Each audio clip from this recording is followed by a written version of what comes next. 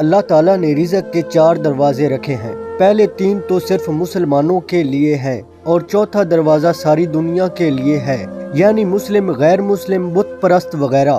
رزق حاصل کرنے کا سب سے پہلا دروازہ نماز ہے۔ جو شخص بھی نماز کا اہتمام کرتا ہے، اللہ پاک اس کو برکت والا رزق عطا فرماتے ہیں۔ اہتمام یہ ہے کہ نماز کے وقت سے پہلے یا وقت ہوتے ہی اس کی تیاری میں لگ جانا اور وقت پر نماز ادا کرنا۔ رزق حاصل کرنے کا دوسرا دروازہ استغفار ہے۔ جو شخص کثرت سے استغفار کرتا ہے، اللہ تعالیٰ اسے غیب سے رزق عطا فرماتے ہیں، کیونکہ ایک حدیث کا مفہوم ہے کہ جو کثرت سے استغفار کرتا ہے، اللہ پاک اسے ہر غم سے نجات عطا فرماتے ہیں، ہر پریشانی میں راستہ دیتے ہیں اور ایسی جگہ سے رزق عطا فرماتے ہیں جہاں اس کا گمان بھی نہ ہو۔ عالم کرام فرماتے ہیں کہ کثرت کا مطلب کہ کم سے کم 300 مرتبہ، تو جو روزانہ 300 سے زیادہ مرتبہ استغفار کرے گا، انشاءاللہ اسے بہتر رزق ملے گا۔ رزق حاصل کرنے کا تیسرا دروازہ تقوی ہے۔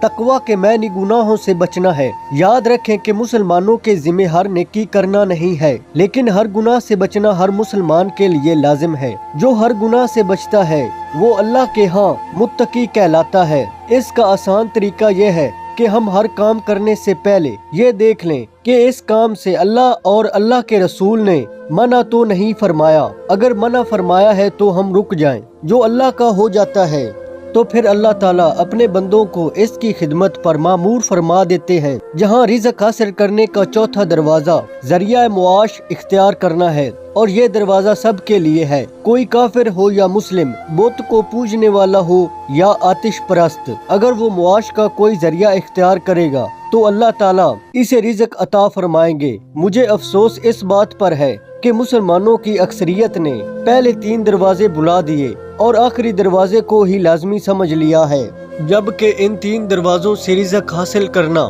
بہت آسان ہے۔ یہاں کوئی میری بات سے یہ مطلب نہ لے کہ ملازمت، کاروبار یا معاش کا کوئی بھی دوسرا ذریعہ جو ہم نے اختیار کیا ہوا ہے اسے چھوڑ کر بیٹھ جائیں اور کام نہ کریں۔ کام ضرور کریں، لیکن اگر ہم چوتھا دروازے کے ساتھ ساتھ پہلے 3 دروازوں کو بھی استعمال کریں گے تو ہمیں تھوڑی محنت میں ہی زیادہ رزق ملے گا، ہماری مشقت کم ہو جائے گی اور ہماری کمائی غیر ضروری جگہوں پر نہیں لگے گی، ہمارا مال ضائع نہیں ہوگا۔